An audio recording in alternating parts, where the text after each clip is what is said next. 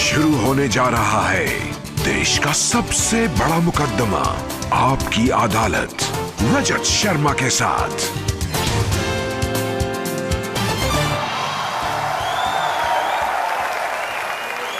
नमस्कार। बिहार की राजधानी पटना में आपकी अदालत के इस इलेक्शन शो में आपका बहुत बहुत स्वागत है। आपको बताना चाहता हूं कि 25 साल पहले आपकी अदालत जब शुरू हुआ था, मेरे पहले मेहमान थे उस समय के बिहार के मुख्यमंत्री लालू प्रसाद यादव।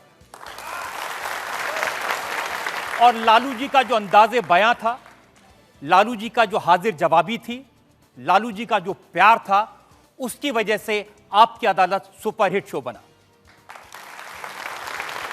तो आज मेरे ये दिन है लालू जी को शुक्रिया अदा करने का और एक ऐसे मेहमान को बुलाने का।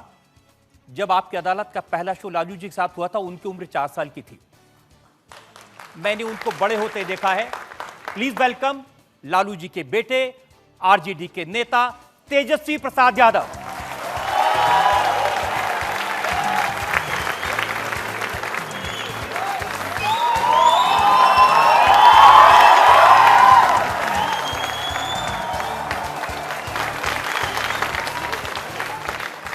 और इससे पहले कि मैं मुकदमा शुरू करूं, इल्जामात और सवालात का सिलसिला शुरू करें, एक नजर डालेंगे तेजस्वी यादव के पॉलिटिकल करियर। राजनीति में तेजस्वी यादव की पहली पहचान बनी लालू यादव के लाडले बेटे के तौर पर। लेकिन सिर्फ 4 साल में तेजस्वी यादव ने अपनी मेहनत और लगन से खुद को आरजेडी के सबसे बड़े नेता के रूप में स्थापित किया। तेजस्वी यादव क्रिकेटर बनना चाहते थे। उन्होंने क्रिकेट में अपने करियर की शुरुआत भी की थी। झारखंड की तरफ से रणजी मैच खेले। आईपीएल में 2008 से 2012 तक दिल्ली डेयरडेविल्स की टीम में भी रहे। लेकिन फिर बिहार में राजनीतिक परिस्थितियां बदली। लालू और नीतीश का अलायंस हुआ। लालू यादव को चारा घोटाले में सजा हुई। लालू के चुनाव लड़ने पर पाबंदी लगी। ऐसे मुश्किल हालात में तेजस्वी की राजनीति में एंट्री हुई। तेजस्वी एमएलए चुने गए, बिहार के उप मुख्यमंत्री बने। लेकिन फिर हालात बदले। आरजेडी और जेडीयू का गठबंधन टूटा और तेजस्वी यादव मुख्यमंत्री नीतीश कुमार के सबसे मुखर विरोधी बन गए। तेजस्वी ने आरजेडी का कायापलट किया। व्हाट्सएप, ट्विटर और फेसबुक पर एक्टिव हुए। चुनाव के मौसम में तेजस्वी यादव नरेंद्र मोदी और नीतीश कुमार पर हमला करने का कोई मौका नहीं छोड़ते। तेजस्वी नौजवान हैं, ऊर्जा से भरे हैं, तीखा बोलते हैं, लेकिन उनके सामने परिवार की चुनौतियां हैं। बहुत सारे केसेस हैं। गठबंधन को एकजुट रखने की मुश्किल है और विरोधियों को भी संभालना है। इन सब के बीच सबसे बड़ी मुश्किल ये है कि तेजस्वी के गाइड और उनके पिता लालू यादव उनके साथ नहीं हैं। तेजस्वी चुनाव भी अकेले अपने दम पर लड़ रहे हैं और आपकी अदालत में अपना पक्ष भी खुद ही रखेंगे। तो आइए शुरू करते हैं आपकी अदालत में आज का मुकदमा। आपकी अदालत में पहला इल्जाम तेजस्वी यादव। आपकी अदालत में राष्ट्रीय जनता दल के नेता तेजस्वी यादव पर इल्जाम है कि ये देश तोड़ने वालों का साथ देते हैं। मैंने सुना कि बहुत प्रेशर है आपके ऊपर, बेगूसराय से कन्हैया कुमार को सपोर्ट करने का, अपना उम्मीदवार विड्रॉ करने का, टुकड़े टुकड़े वालों के साथ खड़े होने का। अब देखिए, सच्चाई क्या है ये तो अदालत फैसला करेगी कि कौन देशद्रोही है, कौन नहीं है, कौन टुकड़े करने वाले हैं, कौन टुकड़े करने वाले नहीं। इसको हमको लगता है कि अदालत को फैसला करना चाहिए और जब तक आरोप सिद्ध नहीं होता है तब तक हम किसी को टुकड़े टुकड़े करने वाला, कहने वाला ना बोले। और जहाँ तक सीपीआई की बात है, कन्हैया कुमार की बात है, मैं इतना ही कहना चाहूँगा कि हम लोगों ने महागठबंधन बनाया है और जिस सीट पर कन्हैया कुमार चुनाव लड़ रहे हैं उस सीट पर सीपीआई पहले से भी चुनाव लड़ चुकी है। और पिछले चुनाव में आपने देखा होगा कि नीतीश कुमार जी जो हमारे पलटू चाचा हैं, उनके साथ अलायंस में लड़े तो लगभग 1.25 लाख वोट लेकर के आए थे। और तनवीर हसन जो वहाँ से बेगूसराय से जो चुनाव पिछले बार लड़े थे, वो लगभग 4.25 लाख के आसपास वोट लाए थे। देखिए, पूरे देश भर में बहुत कम ऐसी जगह हैं जहां मुसलमानों को रिप्रेजेंटेशन दिया जा रहा है, यानी कैंडिडेट्स बनाए गए हैं। वो बिहार की धरती है जहां हम गंगा जमुना तहजीब को मानते हुए हिंदू मुस्लिम सिख ईसाई हम सब हैं भाई भाई, और मुसलमानों को अगर सबसे ज़्यादा का कहीं से सीटें मिल रही हैं तो वो आरजेडी दे रही है। वहाँ से बेगूसराय से हम लोगों ने तनवीर साहब को दिया। सीपीआई जो पार्टी है वो एक जात की एक जिले की पार्टी बनकर के रह गई है। अगर आप इतिहास उठा करके देखें तो वहाँ के जो पूर्व सांसद रहे आदरणीय भोला सिंह जी, जिनका निधन हो गया, वो पहले सीपीआई पार्टी में थे, फिर बीजेपी में चले गए। तो अब कोई ठीक है कि वो ट्रेंड जो है फिर से दोहराए ना। लेकिन देखिए, अब वहां तो भोला की जगह बम का गोला आए हैं गिरिराज सिंह। देखिए, वो शिकायत कर रहे हैं कि वंदे मातरम गाने में तकलीफ है। गिरिराज सिंह जी जो हैं वो बेगूसराय में किराएदार के तौर पे हैं वहां, ये बाहरी कैंडिडेट हैं। और एक बात समझिए, गिरिराज सिंह अगर अपने आप को समझते हैं कि उनके बाप दादा की जागीर है बेगूसराय, तो ये गलतफहमी में है। और बेगूसराय की जितनी भी जनता है जो सामाजिक न्याय में, सेक्युलरिज्म में विश्वास रखती है, जो देश के संविधान में विश्वास रखती है, वो इस बार गिरिराज सिंह को मुंह तोड़ जवाब देने का काम करे। एक उनकी शिकायत यह है कि वंदे मातरम गाने में शिकायत है अब्दुल बारी सिद्दीकी को। ये कोई मुद्दा नहीं। देखिए, मुद्दा क्या है? किसानों का आय दुगुना करना, किसानों का कर्ज माफी करना, नौजवानों को 2 करोड़ रोजगार देना, जो हर एक साल जो वादा किया गया था, सही शिक्षा मिले, लोगों को क्वालिटी ऑफ एजुकेशन मिले, स्वास्थ्य की सुविधाएं ठीक हों, संविधान हमारा जो खतरे में है वो बचे, देश में महंगाई जो चरम सीमा पर है वो कम हो, ये सारे मुद्दा हैं। लेकिन बीजेपी जब हारने लगती है, जब उनकी दाल नहीं गलती है, जब उनके पास जवाब नहीं होता है मुद्दे का, तो वो लोग जो है इसी चीजों पे बात करते हैं। आपने भी ऐसी देखिए, बात मुद्दा की थी। बीजेपी का एजेंडा क्या है? 5 साल में हमने देश में किसानों के बारे में चर्चा नहीं सुना। जब किसान हमारे गिड़गिड़ाते हुए, रेंगते हुए प्रधानमंत्री से मिलने जाते हैं तो प्रधानमंत्री के पास मिलने का समय नहीं होता, बल्कि लाठी चलवाते किसानों पर। और समय कहां होता है प्रधानमंत्री को? तो प्रियंका चोपड़ा के शादी में जाने। तो अगर आप देखिए, रोजगार के बारे में चर्चा नहीं हुई, देश की आर्थिक स्थिति कैसे सुधरे इस पे चर्चा नहीं हुई, गरीबी कैसे मिटे इस पे चर्चा नहीं। चर्चा किस पे हुई 5 साल? हिंदू मुस्लिम, मंदिर मस्जिद, पाकिस्तान और कश्मीर।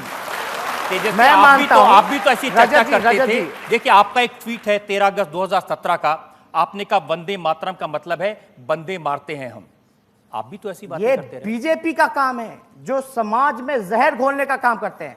हम तलवार में नहीं, कलम में विश्वास रखते हैं।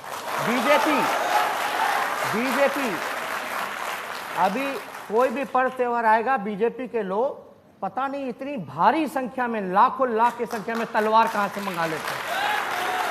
और हमारे पलटू चाचा अपने विचार का सौदा करके, आप देखिएगा कि पहले उनका डीएनए खराब था, अब मैच कर गया। बीजेपी की परिभाषा देते थे, बीजेपी का मतलब है बड़का झूठा पार्टी। अब पता नहीं, सृजन घोटाले का डर था तो पलटी मार दी। लेकिन हम तो इतना कहेंगे कि नीतीश जी, कम से कम आपके राज में, आप भले ही मुख्यमंत्री हो, चोर दरवाजे से बन गए, आप चीफ मिनिस्टर मत बनो, चीफ मिनिस्टर बनो, जो स्टेट की जो रिस्पॉन्सिबिलिटी है लॉ एंड ऑर्डर की। अगर बीजेपी के लोग अगर दंगा फसाद करते हैं तो do not support them, action लीजिए। आपको पता होगा भागलपुर में अश्विनी चौबे के बेटे, जो हम लोगों ने देखा था, एफआईआर फाड़ के फेंक रहे थे, महज 100-200 मीटर दूर सीएम हाउस के। पुलिस की हिम्मत नहीं हुई कि उनको छू सके, गिरफ्तार कर सके। What does it mean? इसका मतलब क्या है कि नीतीश कुमार पूरी तरीके से जो समाज में जहर फैला रहे हैं, उनका पुरजोर समर्थन कर रहे हैं, केवल लालच के कारण और डर के कारण। तो सत्ता का लालच है, तेजस्वी जी आपकी अदालत में रविशंकर प्रसाद आए थे, वो कह रहे थे कि असर देखिए मोदी जी का, हाफिज सईद और मसूद अजहर गायब हो गए हैं सीन से। अब देखिए, हम तो कुछ नहीं कहेंगे। लॉ मिनिस्टर हैं, पहले टेलीकॉम मिनिस्टर थे, पता नहीं डिजिटल इंडिया कितना बन पाया, लेकिन 2-4 बार फोन कीजिएगा तब जाकर के एक बार बात हो पाती है। अब ऐसे मंत्री को हम क्या बताएं, कोई जवाब नहीं। वो मंत्री बता रहे थे कि बीजेपी का एक मंत्री अपने मंत्रालय के बारे में नहीं बताएगा कि जो रिस्पॉन्सिबिलिटी मिली 5 साल के लिए उन्होंने क्या काम किया, फिर हाफिज साहब पाकिस्तान पहुंच जाते। अरे यही तो कह रहे भैया, मोदी की बात नहीं करना, हमको मुद्दे की बात करना है। मुद्दा ये नहीं है, हाफिज सईद मुद्दा नहीं है। क्या जो बालाकोट में एयर स्ट्राइक किया वो मुद्दा नहीं है? सेना पर गर्व हमको था, है, हमेशा रहेगा। लेकिन इंडियन आर्मी का अगर राजनीतिकरण किया जाएगा तो ये सही नहीं होगा। ये सेना के जवान जो हैं हमेशा से जज्बा रखते हैं, पाकिस्तान हो या और कोई हमारे देश का दुश्मन हो उसको मुंह तोड़ जवाब देना। ये सेना हमेशा कारगर थी। यही भारतीय सेना है ना जो पाकिस्तान के 2 टुकड़े किए थे, बांग्लादेश बनाया था और पाकिस्तान आर्मी को सरेंडर कराया था। क्या उस वक्त उस समय की सरकार ने क्रेडिट लिया? नहीं लिया। लेकिन मोदी जी के पास कुछ कहने को नहीं, सोचते कि सेना के बहाने उनका चुनाव पार हो जाएगा। लेकिन देखिए, उस समय आप बहुत छोटे थे, उस समय बहुत छोटे थे। इंदिरा गांधी ने जब किया था तो अटल बिहारी वाजपेयी ने उनको दुर्गा कहा था पार्लियामेंट में, तो कहा था, कभी कभी तारीफ होती है। राहुल गांधी जी ने समर्थन किया सरकार का, हम लोगों ने समर्थन किया कि जो जवाब देना दो पाकिस्तान को। अगर किसी ने ये हादसा, इतना दर्दनाक हादसा जो हमारे सेना के लोग जो हैं शहीद हुए हैं, उसके काउंटर में अगर जवाब देती है तो उसका तो हम लोगों ने सबने समर्थन किया था सरकार का, तो इसमें कहाँ दो राय है। लेकिन बात ये नहीं है, बात ये है समझने की कि मोदी जी का कहना ये है कि मोदी जी से पहले सेना कारगर नहीं थी, मोदी जी आए तब सेना कारगर हुई है। अब मोदी जी नहीं रहेंगे तो सेना कारगर नहीं रहेगी। ये रविशंकर जी ये कह रहे थे कि पहले सेना का अपमान है कि नहीं है? मैं तो मानता हूं ये अपमान है। पहले सेना को आदेश नहीं मिलते थे। उन्होंने उदाहरण दिया कि जब 26/11 हुआ था तो आर्मी अटैक करना चाहती थी, उनको आदेश नहीं दिया, मोदी जी ने हिम्मत दिखाई, आदेश दे दिया। जब आप गवर्नमेंट में रहते हो, कई ऐसी चीजें होती हैं। जब वो अटैक चल रहा था तो सबसे बड़ी लापरवाही मैं मानता हूं कि टीवी पे लाइव दिखाया जा रहा था, जो कि पाकिस्तान के जिन्होंने ये प्लानिंग की थी उनको एक एक पल का न्यूज मिल रहा था कि अब एनएसजी कमांडो आ रही है, अब यहां जा रही है, ये कार्रवाई कर रही है। तो कई ऐसी चीजें होती हैं जिसको टॉप सीक्रेट रखा जाता है। ना रजत शर्मा जी आपको पता है, ना हमको पता है, जो उस समय के लोग रहे होंगे उस गुप्त मीटिंग में, जो एडवाइजर रहे होंगे, ये सारी चीजों को उनको पता है। और देखिए, मैं मानता हूं कि कोई भी उस पोजीशन में बैठ करके देश के साथ गद्दारी नहीं कर सकता। कांग्रेस ने अपना घोषणा पत्र जारी किया, उसमें यह था कि जैसे ही उनकी अगर सरकार बनती है चुनाव के बाद, तो देशद्रोह का जो कानून है उसे हटा दिया जाएगा। तो इसके बारे में आपकी क्या राय है? अब देखिए, ये घोषणा पत्र आपने जो कहा है, हालांकि हमने एक अच्छी चीज़ें, ये सारी चीज़ें अभी तक मैनिफेस्टो जो है कांग्रेस की पूरी पढ़ी नहीं है, देखी नहीं है। अब ये मुद्दा बाकी में सही है नहीं, ये बात सही है, मैंने देखा है। वो उन्होंने कहा कि ये जो देशद्रोह का कानून है इसको हम बदलेंगे, नहीं बदलेंगे, उसको और मजबूत करेंगे या नहीं, उसको मजबूत नहीं करेंगे, वापस ले लेंगे। वो देखना पड़ेगा। जब तक मैं कोई चीज़ अपने आंखों से ना देख लूँ, मेरे ख्याल से इस पर कोई टिप्पणी मैं नहीं कर सकता। अच्छी बात है, आपकी बात अच्छी बात है। तेजस्वी जी, मेरा सवाल ये है कि राहुल गांधी को आप देश के प्रधानमंत्री के रूप में देखते हैं? एकदम, हमने तो कई बार बोला है। और मैं अगर बताऊं तो अगर नरेंद्र मोदी जी जब मुख्यमंत्री बने थे गुजरात के, तो उनके पास कोई तजुर्बा नहीं था ना चुनाव लड़ने का, पंचायत का चुनाव भी नहीं लड़े थे। भूकंप आया था तो मुख्यमंत्री बन गए थे, लेकिन 3 टर्म उन्होंने कुर्सी संभाली, जनता ने विश्वास किया, फिर प्रधानमंत्री बने। विदाउट एनी एक्सपीरियंस वो मुख्यमंत्री बन सकते हैं, ना बिना पंचायत के चुनाव लड़े हुए।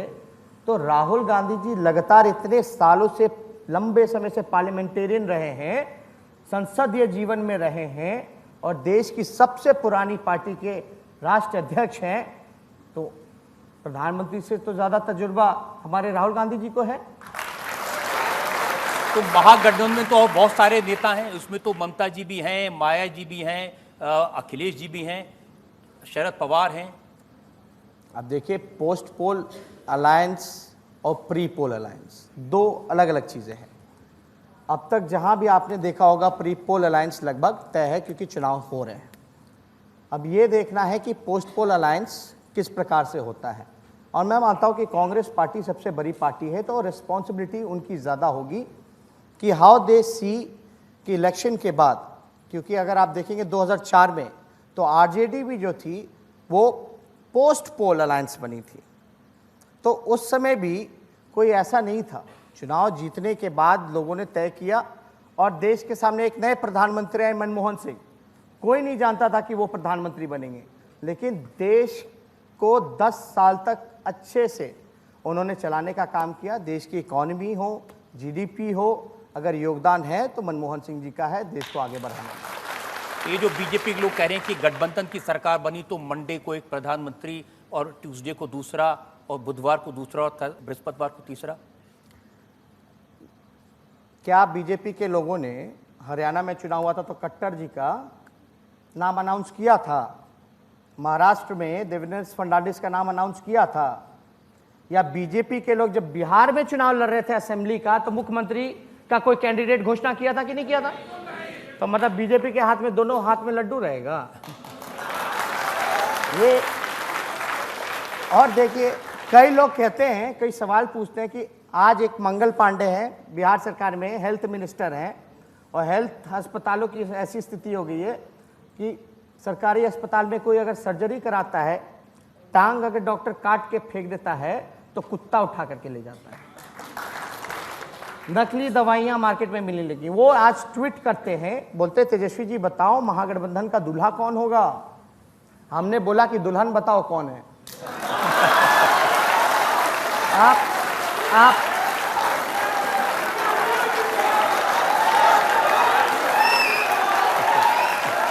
दूल्हा तैयार है, दुल्हन बताओ कौन होगा।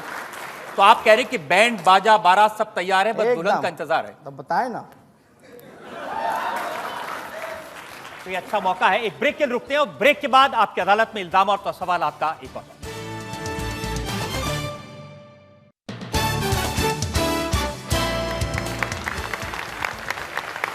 Welcome back. आपकी अदालत में आज हमारे मेहमान हैं तेजस्वी यादव, राष्ट्रीय जनता दल के सबसे बड़े नेता।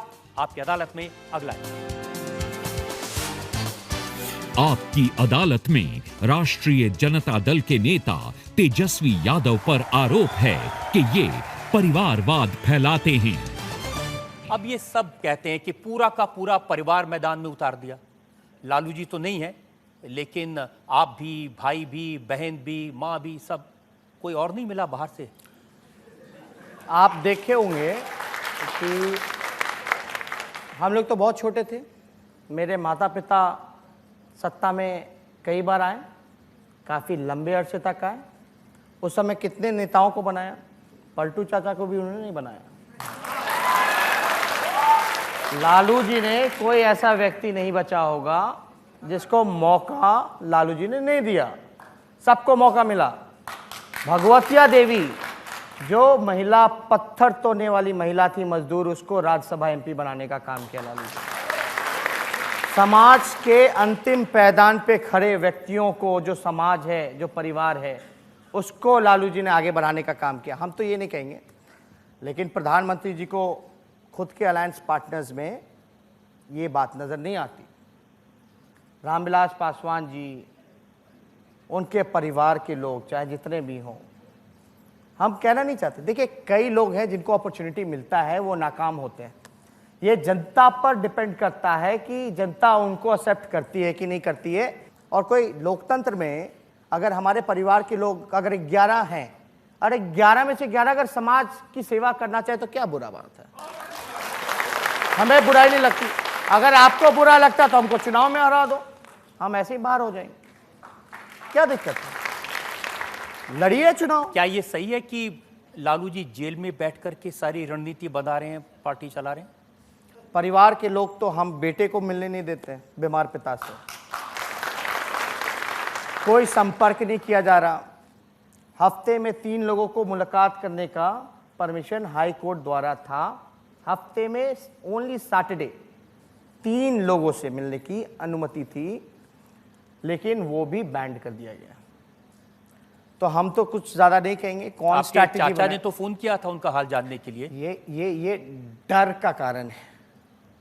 वो जब अस्पताल बॉम्बे में थे, जब बेल पे थे, आपको पता होगा एशियन हार्ट इंस्टीट्यूट में, तब बात हुई थी। वो हाल जानने के लिए नहीं, कोई 3-4 महीने बाद बीमार व्यक्ति का हालचाल नहीं जानता है। वो उनको वापस आना था 6 महीने बाद, जिसका खुलासा जो है लालू जी ने अपने किताब में गोपालगंज टू रायसीना जो किताब उन्होंने लिखी है उसमें मेंशन किया है। उनके दूत आया करते थे। इतना आप चाचा जी के बारे में बात करते हैं। नीतीश जी ने लालू जी को फंसाया, फिर धोखा दिया, फिर छोड़ दिया, उसके बाद फिर से हाथ भी मिला लिया। ये कैसे गलती करती? लालू जी का बड़ा दिल है। आप कितना भी कुछ भी बिगाड़ लीजिए, लालू जी तुरंत भूल जाते हैं और माफ कर देते हैं। वो मेरे पिता एक बात कहते हैं कि नीतीश कुमार जी के पेट में दांत है, और पहले हमने तो देखा नहीं था, लेकिन साथ में जब डिप्टी सीएम बने, अचानक से जब पलटी मार दी, हमारे पूरे परिवार पे केस मुकदमा किया। मेरे पे मुकदमा है लगभग, ईडी, सीबीआई, इनकम टैक्स, सारे केसेस हैं मेरे ऊपर। मेरे भाई पे है, मेरी माँ पे है, मेरी 7 बहन है, 7 बहन पे है, 7 बहनों की शादी हो गई, 7 जीजा जी पे है, जितने सिस्टर्स के इन लॉज हैं यानी 14, 7 into 2 14, उन सब पे मुकदमा। लालू जी के यानी समधन समधी उनके रिश्तेदारों पे भी मुकदमा। तो असल में आजकल ट्रेंड चला कि बीजेपी में आप चले जाइएगा तो आपका पाप धुल जाएगा, राजा हरिश्चंद्र बन जाओगे। तो चाचा ने जो पलटी मारी, वो आज वहां पाप धुलवाने का काम करे, सृजन घोटाले का, मुजफ्फरपुर बालिका गृह का। लेकिन ये और आज देखिए ना कि सुप्रीम कोर्ट फटकार पे फटकार लगा रहा है। अमानवीय व्यवहार किया गया उन बच्चियों के साथ। सीबीआई के पहले इंटरिम डायरेक्टर होंगे देश के इतिहास में जिनको एक क्लासरूम में जैसे बच्चों को पनिशमेंट दिया जाता है, वैसे उस समय के इंटरिम डायरेक्टर जो थे उनको पनिशमेंट दिया गया था। क्यों दिया गया था? क्योंकि जो निष्पक्ष जांच कर रहा था उस अधिकारी का तबादला किया गया। क्योंकि अगर वो जांच जारी रहता तो हमारे पलटू चाचा आज सीएम नहीं होते। लेकिन ये सही है कि बीजेपी के साथ हाथ मिलाने के बाद फिर से आपने बातचीत की थी उनसे? कोई सवाल ही नहीं पैदा होता। जो आरोप लगा रहे हैं, जिन्होंने आरोप लगाए हैं, वो बड़े भारी सृजन चोर हैं। हम उनका नाम रखें अफवाह मियां, सुशील मोदी जी। देखिए, आपका हमारा, हमारे पिता का रिश्ता हमेशा से अच्छा रहा है। पहले राजनीति में भले ही ओपोनेंट होते थे, लेकिन मिलना जुलना उठना बैठना हुआ करता था।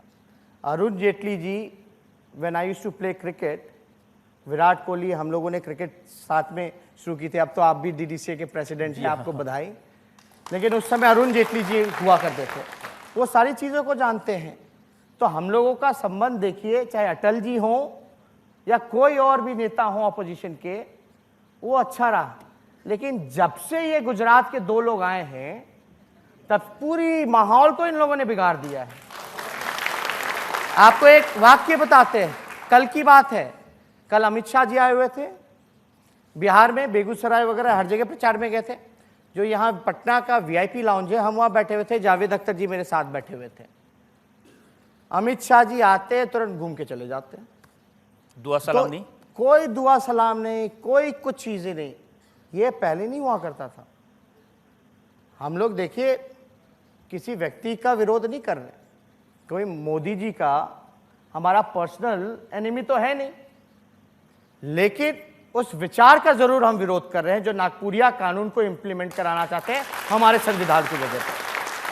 तो इस तरह का व्यवहार अगर राजनीति में देखिए, ऑपोजिशन हो या पक्ष हो, हम तो विश्वास करते हैं कि पॉजिटिव पॉलिटिक्स होनी चाहिए, प्रोग्रेसिव पॉलिटिक्स होनी चाहिए। तो जब तालमेल नहीं होगा, और सबकी ड्यूटीज है, ऑपोजिशन का अपना काम है कि उनको मुद्दे वो उठाएं जो गवर्नमेंट पूरा नहीं कर पाती है या नजरअंदाज करती है। अगर उन सवालों को हम उठाते हैं तो हमको दुश्मन बना करके हम पे केस मुकदमा जेल नहीं ठूसना चाहिए। ये पॉलिटिकल वेंडेटा के हिसाब से जो केस मुकदमे हो रहे हैं, आप बताइए ना, कोई भी बैठा हुआ सत्ता में, मुकुल रॉय टीएमसी में थे तो कार्रवाई होती है, बीजेपी में चले जाते तो ठीक हो जाता है। तो हमको तो ज्यादा कुछ कहना लेकिन नहीं। आप ये बात बड़ी अच्छी आपने कही है कि राजनीति में चाहे कितना भी विरोध हो, रिश्ते बने रहने चाहिए, कम से कम आंख मिलनी चाहिए, हाथ मिलने चाहिए। नहीं, मिलते जुलते रहना चाहिए, पक्ष विपक्ष दोनों की भूमिका है। जी, मैं पूछना चाहूँगा कि क्या आप फिर से नीतीश कुमार से गठबंधन करेंगे क्या? नीतीश कुमार जी की जो पार्टी है और नीतीश कुमार जी, इस चुनाव के बाद जैसे पहले डायनासोर्स था अब गायब हो गया है, वैसे ही वो गायब हो जाएंगे, विलुप्त हो जाएंगे। लेकिन तेजस्वी, गलती आपकी है ना, ज्यादा सीटें पाने के बाद भी आपने तो उन्हें मुख्यमंत्री बनाया था।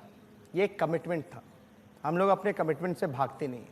कम सीट आए ज्यादा सीट आए, हम लोगों ने पहले ही घोषणा कर दिया था कि नीतीश कुमार जी महागठबंधन के फेस होंगे and he will be the chief minister. But उन्होंने जो किया, चलो अच्छा है, कम से कम हमको बहुत सिखा दिया, बड़ा नाम कमवा दिया। इस उम्र में भारत की राजनीति में अगर आप देखोगे तो शायद इक्का ही दुक्का मिलेंगे, हमको तो नज़र में भी नहीं आता है। अगर आप लोगों के होंगे तो याद दिला देना कि शायद किसी पर सीबीआई, ईडी, इनकम टैक्स सब है। और केस क्या है कि जब हम 13 साल के थे, जब मूंछ नहीं आया था, तो हम टेंडर घोटाला करते थे रेलवे में। हम जब सभाओं में जाते हैं तो कोई बच्चा दिखता है तो हम उसको स्टेज पे बुलाते हैं। लगभग 13, 14, 15, 16 साल के जो लोग होते हैं, उससे हम पूछते हैं, बेटा टेंडर कैसे भरा जाता है? तो बोलता है हमको नहीं पता। तो जब हम 13 साल के थे तो हमको कैसे पता होगा? मान लो थोड़े देर के लिए कि मैंने घोटाला किया, 13 साल में I was genius in corruption, ठीक है, मान लेते थोड़े देर के लिए। तो जब हम 28 साल के हो गए, बिहार के डेप्यूटी चीफ मिनिस्टर हो गए, 3 डिपार्टमेंट को संभालने का काम किया, तो बिहार के खजाने में तो कुछ बचना ही नहीं चाहिए था। लेकिन एलिगेशन इन 18 महीनों का नहीं है जब तक हम डिप्टी चीफ मिनिस्टर हैं। एलिगेशन है when I was 13 year old. तो तेजस्वी तो बहाना था, नीतीश जी को भाजपा में जाना था। एक और ब्रेक के लिए हम रुकते हैं। ब्रेक के बाद आपकी अदालत में तेजस्वी यादव पर इल्जाम और सवालात का एक और दौर।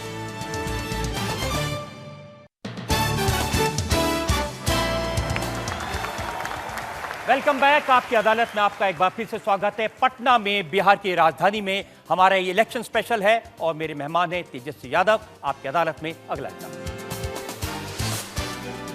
आपकी अदालत में राष्ट्रीय जनता दल के नेता तेजस्वी यादव पर आरोप है कि ये जातिवादी हैं। अब देखिए, जमाना बदल गया, समीकरण बदल गए, लेकिन आरजेडी की इमेज आज भी यही है। यादव वोट है, मुस्लिम वोट है, माई कॉम्बिनेशन है, इससे जीतेंगे। नहीं, माई नहीं है। हमारे सपोर्ट में हर जात के, हर धर्म के लोग हैं। तो ये तो कुछ लोग जो हैं जिनको वोट को मिनिमाइज करना होता है आरजेडी का, वो जानबूझ के ऐसा कॉन्सेप्ट बीच बीच में लाते हैं। हम जातिवादी हैं, चलो ठीक है, हम मानते हैं।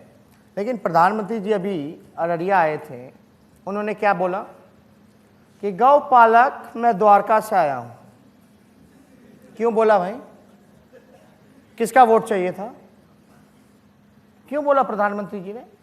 अमित शाह छोटी छोटी जातियों की पार्टी के साथ समीकरण करें तो कहलाता है सोशल इंजीनियरिंग। अगर हम वही जात की समीकरण को बनाएं तो हम जातिवादी। आप तो उनको कहते हैं वो फेक हैं, ओबीसी नहीं है, पिछड़े नहीं है। एकदम है। बताओ ना, 55 साल की उम्र में वो ओबीसी हुए, हम तो बचपन से ओबीसी।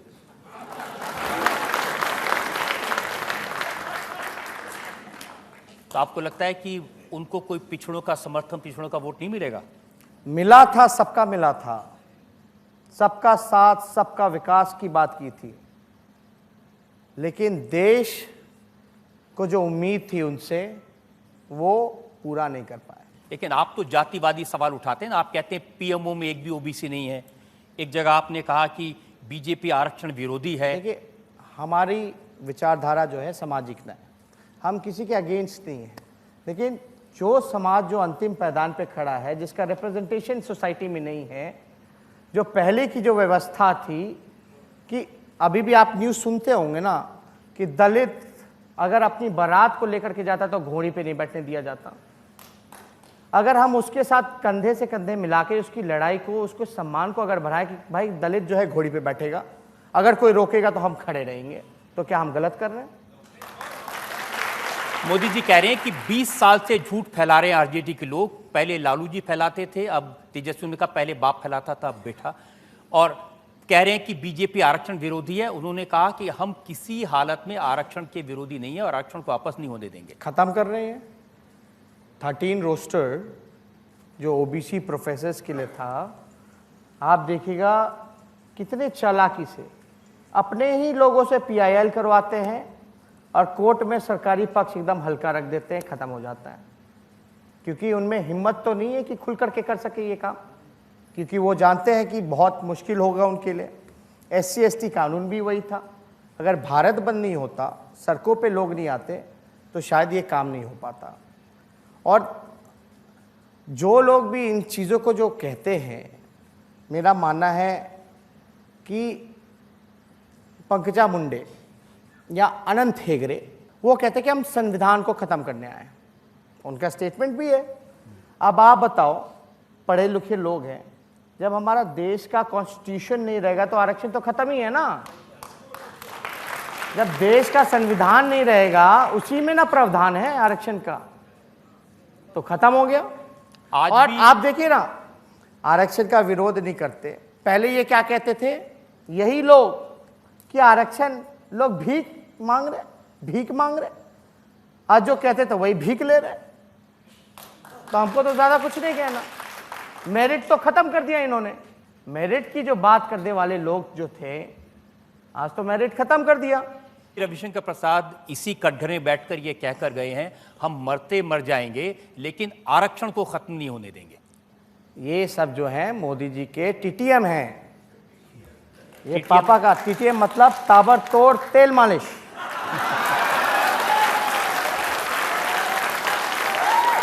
ये कॉल ड्रॉप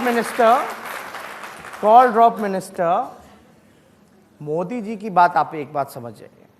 देखिए, हमारी कोई पर्सनली दुश्मनी नहीं है, और शायद ये बात करके 2-4 और मुकदमा हम ले लेंगे, लेकिन कोई फर्क नहीं पड़ता। मोदी जी की जितनी राजनीति है वो दिखावटी, बनावटी और मिलावटी है। दूसरी बात, मोदी जी जो हैं वो झूठ बोलने के फैक्ट्री है, मैन्युफैक्चरर है, होलसेलर और रिटेलर भी है। कथनी और करनी में बड़ा अंतर है। नीतीश चाचा, पलटू चाचा पहले टेप चलाते थे मोदी जी का भाषण का, 15-15 लाख रुपए हर एक के खाते में मिलेगा, 2 करोड़ रोजगार हर एक साल मिलेगा। कुछ नहीं हुआ। बिहार को विशेष राज्य का दर्जा नहीं दिया, बिहार को स्पेशल पैकेज, बिहार की बोली लगाई थी ना, 70,000 करोड़ दूं कि 80,000 करोड़ दूं, लो 1.25 लाख करोड़ का पैकेज दिया मतलब दे दिया, अब बिहार को मिल गया।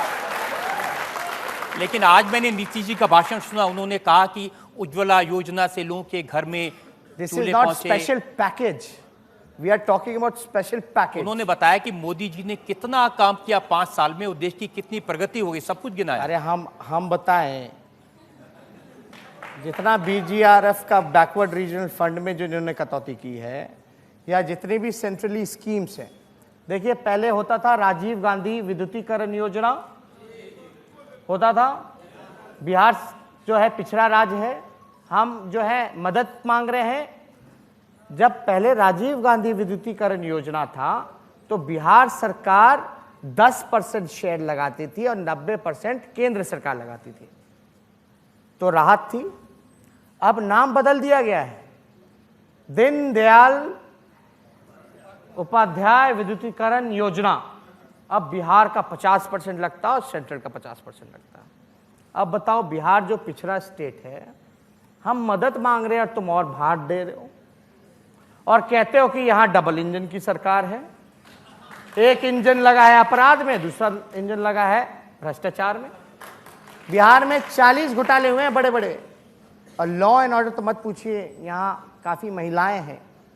बिहार में ऐसे ऐसे दर्दनाक हादसे हुए हैं। बालिका मुजफ्फरपुर जो गृह जो था वो तो सबको पता ही है। एक जगह गया में तो मतलब फैमिली जा रही है, पेरेंट्स है, बच्ची है, हस्बैंड को बांध करके उसकी वाइफ और उसकी बेटी के साथ सामने बलात्कार किया गया। वो केस खत्म हो गया। सृजन घोटाले में जो लोग मुख्य आरोपी थे, मनोरमा देवी के बेटे और बहू खुलेआम घूम रहे, कुछ नहीं हुआ। नीतीश जी के कार्यकाल में इतने घोटाले हुए, 40 घोटाले हुए, लेकिन आज तक ना कोई अधिकारी पकड़ा गया, ना कोई मंत्री पकड़ा गया, ना किसी को हटाया गया, किसी पे कोई कार्रवाई नहीं की। नीतीश जी कह रहे हैं कि आप गलतफहमी में हैं, अब लालटेन का जमाना चला गया, हर घर में बिजली आ गई है, आप चिंता न करें। अब हम देखिए, अब बिजली आ गई है तो पहले यही ना बिजली कटवाते थे केंद्र में बैठ के अटल जी के समय, तो हमको तो ज़्यादा कुछ नहीं कहना। ये तो राबड़ी देवी जी की मांग थी कि बिहार को स्पेशल राज्य का दर्जा दो, तो इस समय वहाँ केंद्र में मंत्री थे, बोलते थे नाम हो जाएगा ये लोग का, मत दीजिए अटल जी, नहीं तो हम लोगों का क्या होगा। देखिए, ये सिर्फ बल्ब की रोशनी को उजाला नहीं कहते हैं, ये गरीबी का जो अंधकार है उसको मिटाना है तो लालटेन जरूरत है। अच्छी बात कही आपने। एक और ब्रेक के लिए रुकते हैं, एक ब्रेक का वक्त है और ब्रेक के बाद आपकी अदालत में अगला इल्जाम तेजस्वी यादव पर।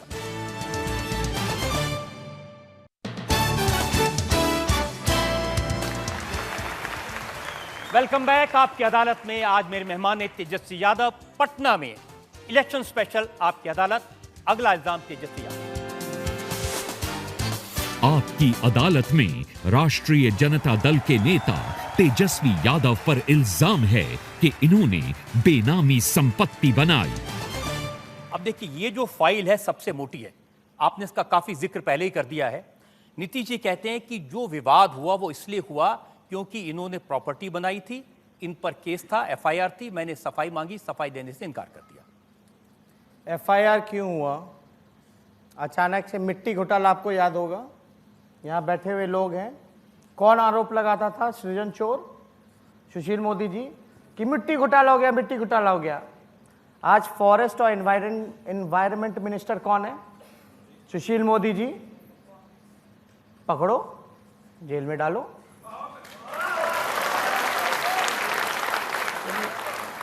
नीतीश जी की एक पुरानी कलाकार हैं इन सब चीज़ों में कि कोई भी अगर काम करना हो तो भूमिका पहले बनाई जाती है, पहले एक बड़ा सा प्लानिंग किया जाता है, स्ट्रैटेजी बनाई जाती है। लोग कह रहे थे कि आपने जो है इसका जिक्र इलेक्शन कमीशन में क्यों नहीं किया जब हम चुनाव लड़े, यही बात थी। आपको भी पता है फॉर्मेट क्या होती है, जब फॉर्म भरा जाता है तो बाकायदा उसमें जिक्र है कि अगर आपकी किसी भी इंडियन कंपनी में शेयर्स हैं तो आप शेयर आप मेंशन करोगे, बाकायदा आप उसका ब्रेकअप नहीं दोगे, you have to give the share total, मतलब इंडियन कंपनीज में आपकी इतनी शेयर है। तो हमने छुपाई कब है? एक उनकी अगर इतने सारे कागज हैं, अच्छा आप बताइए, 2000 करोड़ रुपए की संपत्ति है लालू यादव, उनके परिवार की, तेजस्वी यादव चलिए उनके परिवार बहुत की। बढ़िया, 2000 ईडी सीबीआई इनकम टैक्स जांच कर रही है, आप ईडी का चार्जशीट लाओ जो केस में मेरे अगेंस्ट है। पूरा बोलते कि 48 करोड़ है, एक कहता है कि 30 करोड़ है, आई कहते हैं कि 2000 करोड़ है। उन्होंने कितने सारे तो उदाहरण जांच दिए। एजेंसी जो जांच कर रही है, अब वो भी प्रॉपर्टी कब हुई? मान लो मेरे बाप दादाओं ने जो दी है, या 2005 में हमने खरीदा, तो 2005 में जमीन कितनी सस्ती हुआ करती थी? ये 2009-10 के बाद से बिहार का जमीनों का रेट बढ़ा है। अब 2005 में अगर कोई 2-3 करोड़ रुपए का अगर खरीदा हो तो आज के डेट में क्या वैल्यू है? तो इसको उस समय का नहीं कहा जा रहा कि ओ इन्होंने 2000 करोड़ की प्रॉपर्टी बनाई। अरे कोई आप मार्केट रेट पता कर लो, कुछ भी पता कर लो, मतलब जो भी चीजें हमने की है वो बाकायदा नियम और कानून से किया गया है। और ये चीजें आई एम वेरी कॉन्फिडेंट ये जो आपको ये आप दिखा रहे ये हैं। जो कहते हैं कि रघुनाथ झा, कांति सिंह, इन सब लोगों ने कबूल किया कि हमने अपनी जमीन गिफ्ट दी, उसके बदले में उन्हें मंत्री बनाया गया, ये कबूल नहीं किया। अब देखिए ये कोई इंजाम है? कल को हम आपके इंटरव्यू के लिए आते हैं तो आप मेरे को स्पॉन्सर करते हो ना, बिजनेस क्लास का टिकट देते हो, तो कल को ये भी आरोप हो जाएगा क्या? नहीं, जमीन लेना कि इंटरव्यू के लिए बिजनेस क्लास का टिकट दिया, 5 स्टार में कमरा दिया, तो क्या आरोप है? देखिए ये कहना ये कोई मामूली नहीं है। अरे आपको रजत जी, अगर आपको कुछ मेरे को देना होगा खुशी खुशी तो ये अपराध है क्या? नहीं, खुशी खुशी दे देंगे, लेकिन उसके बदले में आप मुझे मंत्री बनाएंगे तो अपराध होगा। तो जिसका लोग कहा, अच्छा इनमें से आज कांति सिंह जी को तो टिकट नहीं मिला, कांति सिंह जी को तो टिकट नहीं मिला। जो कह रहे हैं हमको प्रॉपर्टी जिसने दी उनको तो कई बार से टिकट नहीं मिला। अब सुशील जी बार बार पूछते हैं कि भाई तेजस्वी यादव का कोई व्यापार नहीं, उद्योग नहीं, इतनी प्रॉपर्टी कहां से बना रही? दिल्ली में 115 करोड़ की प्रॉपर्टी। आप सुशील मोदी को बुलाइए और क्लास लीजिए। आप डीडीसीए के प्रेसिडेंट हैं, कितनी सैलरी होती है पर मैच? 13 साल की उम्र से मैं क्रिकेट खेल रहा हूं, अंडर 13, अंडर 15, अंडर 17। आप रिकॉर्ड निकलवा करके देना दीजिए कि तेजस्वी को डीडीसीए ने कितना पैसा दिया था, दिल्ली क्रिकेट एसोसिएशन ने, और आईपीएल में कितना पैसा मिलता है। बात खत्म।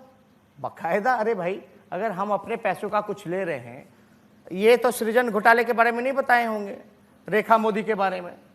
इन्होंने तो आर के मोदी जो आशियाना बना रहे हैं पूरे देश भर में, उनके बारे में तो जिक्र नहीं किया होगा कि ये कपड़ा बेचने वाला साइकिल पे व्यक्ति, उसका भाई देश का टॉप बिल्डर कैसे हो गया। 4 अप्रैल 2017 से लेकर 7 जुलाई 2017 का हर रोज उन्होंने इल्जाम लगाए, और उसकी इतनी लंबी लिस्ट है, पढ़ते पढ़ते थक गया मैं। अरे इल्जाम क्या लगाना, डेली हम एक आदमी बैठा दे डेली इल्जाम लगाएगा, उसमें क्या है? बेबुनियाद इल्जाम लगाने तो क्या दिक्कत है?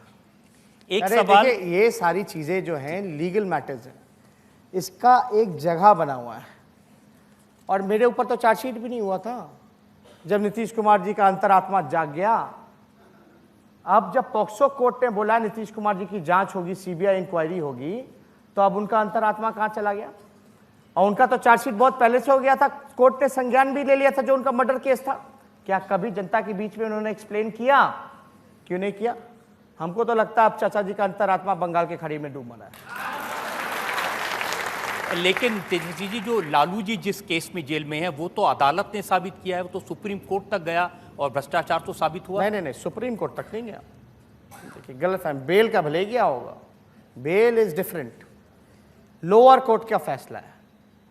अभी हम लोग हाई कोर्ट में अपील में हैं, और आप देखिएगा जो जुडिशियल आर्किटेक्चर है, कई ऐसे फैसले जो तरी पार लोग थे वो बड़ी हो ना गए, लेकिन सीबीआई ने उनको कभी चैलेंज नहीं किया। लालू जी का बेल भी चैलेंज करते हैं, मिश्रा जी को बेल है हेल्थ ग्राउंड पे, लेकिन लालू जी को जेल है। तो हमको तो ज़्यादा कुछ नहीं कहना, देश की जनता होशियार है, चीज़ों को समझती है। एक बात मैं बोलूं, लेकिन किसी को बहुत बुरा लगेगा जो लिफ्ट में बिहार में फंसे थे। देखिए हम पे आरोप, हम पे जांच, लेकिन जो 50,000 का कुछ महीनों में 80 करोड़ कर लेता है जय शाह, उस पर कोई जांच नहीं कर सकता। और मैं एक बात और बोलूंगा इस मंच पे, क्योंकि आपने इस मंच पे बुलाया है, इसके लिए हम धन्यवाद देते हैं। लेकिन ये बात अगर इस मंच के द्वारा अगर उनसे पूछा जाएगा, कोई जवाब हो तो बताना। अमित शाह जी को गिनीज वर्ल्ड रिकॉर्ड में नाम देना चाहिए। 90 गवाही उनके मुकदमे में थी, खिलाफ लोगों ने बयान दिया था, सबूत यानी गवाह। 90 की 90 गवाह पलट गए। क्या वजह था भैया? हमने तो कभी ऐसा केस नहीं सारे देखा। पलटू चाचा थे। अब मेरे तो चाचा नहीं थे, वो चाचा तो जिसको हम जानते हैं। अब कोई कहाँ पलटू चाचा थे कि नहीं थे तो जांच का विषय है। आपकी अदालत में सब चाचाओं को बुला के जांच करो आप। एक और ब्रेक के बाद आपकी अदालत में इल्जामात और सवालात का एक और दौर Tejashwi Yadav.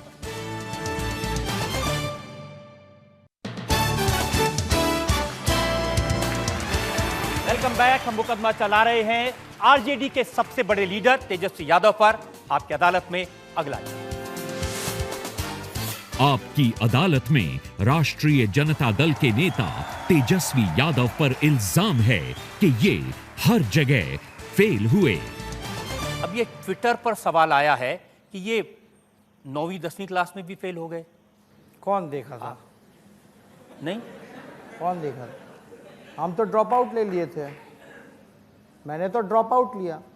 I was 9th pass. Affidavit जाके देखिए।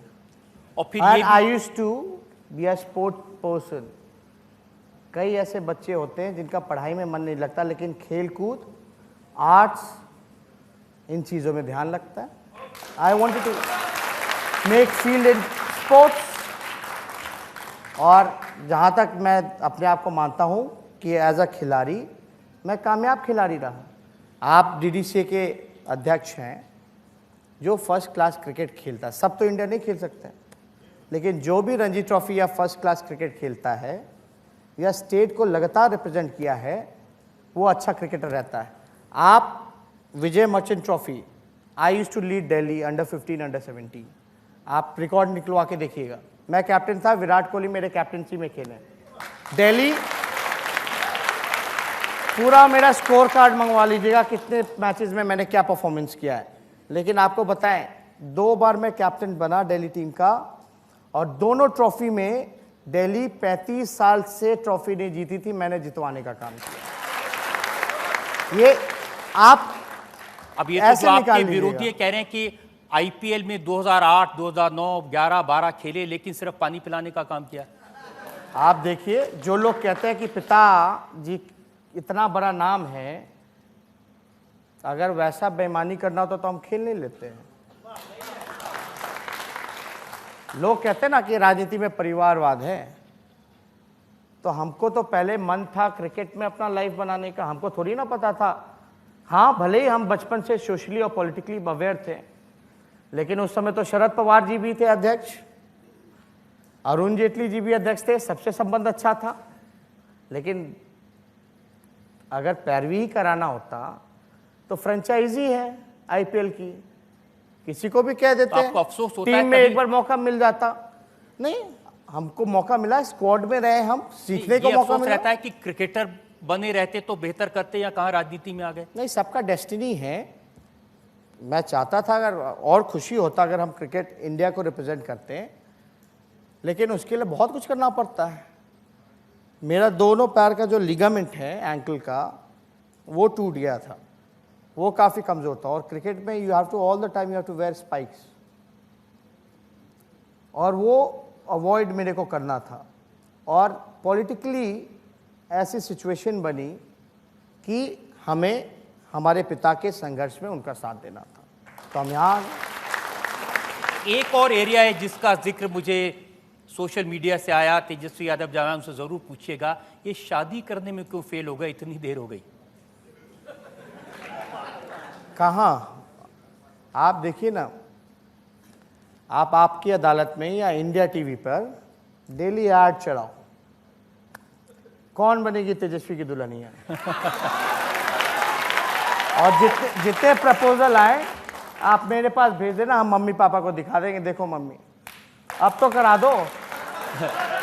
भाई, हमारे इंडियन कल्चर में जो हमारी सोसाइटी है, देखिए, it's not only between 2 people, right, it's between 2 family. ये तो माँ बाप की जिम्मेदारी है, माता पिता की शादी कराना।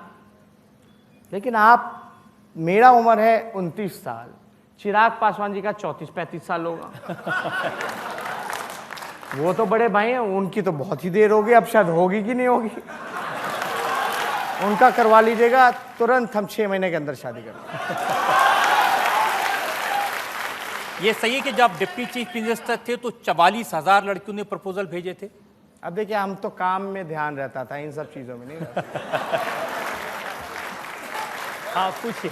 जी, मेरा नाम अभिलाषा है। मेरा आपसे एक सवाल है। आप अभी तक शादी नहीं किए हैं, अगर आप शादी करते हैं तो खुद के लिए कैसी वाइफ चाहते हैं? वो कहते हैं ना, जब तक शादी का लड्डू खाओगे नहीं तब तक, मतलब खाए तो पछता है, ना खाए तो पछता है, तो खा के पछता लेते हैं। लेकिन उनका मूल सवाल आप बोल कर गए, वो पूछ रहे कि कैसी लड़की चाहिए तेजस्वी को? नहीं, लड़की कैसी चाहिए? जो सारे परिवार के लोगों को इकट्ठे लेकर के चले। और कैसी लड़की होनी चाहिए? लेकिन सास बहू कहेंगे तो ये बोलेंगे कि देखो किसी एक्ट्रेस से नहीं करना चाहते। ऐसा नहीं कि सब एक्ट्रेस बेकार है, लेकिन हम इतना कहेंगे कि जो सास बहू में जो नकारात्मक कैरेक्टर जो दिखाए जाते हैं वैसी नहीं होनी चाहिए। तेजस्वी, आपने हर सवाल का बड़ी बेबाकी से जवाब दिया, किसी सवाल को डक करने की कोशिश नहीं की। बहुत बहुत बधाई मैं आपको देना चाहता हूं, बहुत अच्छे आपने जवाब दिए। और आज के मुकदमे में चूंकि जज नहीं है, ये जो पटना की जनता है ये जज है, तो मैं जनता से पूछना चाहता हूं, जितने लोगों को तेजस्वी की बातों पर यकीन है, जो इनका साथ देना चाहते हैं, ताली बजाकर हाथ उठाकर सुनें।